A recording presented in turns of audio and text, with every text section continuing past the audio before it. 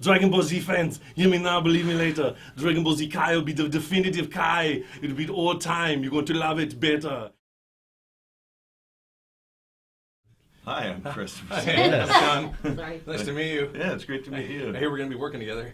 Your voice sounds familiar. As does yours. Yeah, weird.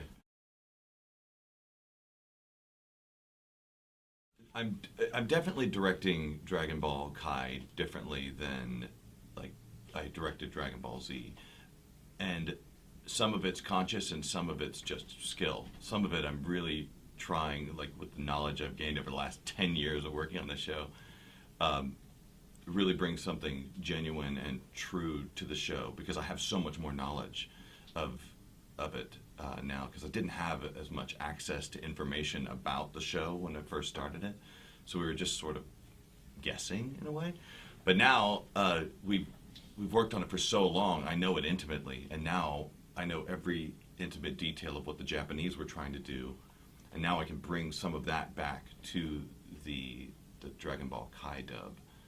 And plus, we're so much... Well, I would say in my experience as a person being directed by you, yes, I would say you're pickier and wiser and know more about the Japanese genre of anime, which I think influences how we approach this, because we definitely want it to appeal to American audiences, but we also want to honor the Japanese flavor because it's a Japanese product, so and Japanese show. So I think all that's coming together. I think Chris's directing is I wouldn't say vastly improved, because that makes it sound like he sucked before and he didn't. Well, I think the only thing I was really young. You When were I started really doing young, it, like, but also you had other people above you under time constraints that you don't have as much now. Like I still have the time constraints, but I don't have the people. It above seems me. like you take more time with the cues, though. It really does. It seems like you're like, no, do that again. I'm like, But I'm ready to move on, and you're not, and that's great. I think it's all an illusion, because you think I'm taking longer, but the processes over the That's last true. 10 years of working on this show have made it so that we can record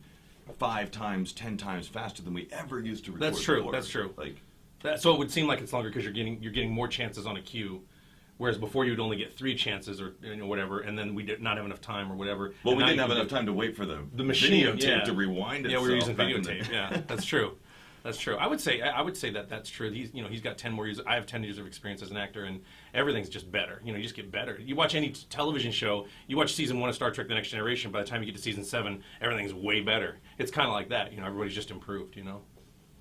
It's the one thing I've noticed about this version of the show, as opposed to the original Dragon Ball Z dub, is that I think it will be interesting for fans who watch the show back in the day, whether they knew about anime or not, whether they knew about what Dragon Ball Z really even was or not.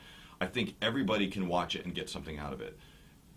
Like the 14-year-olds, 13, Yeah. 10-year-olds who were watching it then, they're now in their 20s. Oh, yeah. And the show now has matured with those people who were watching it, those kids who are watching it, now adults. And the show has this really, truly adult flavor to it now. It's got a And by adult, you mean like mature themes. Yeah. Of, not naughty, but like we're not having to dumb it down. Yeah, that's in any anyway. way. We're not having to dumb it down. Where the story is closer to the manga. It's much closer to the manga. The writing is significantly better in terms of adaptation.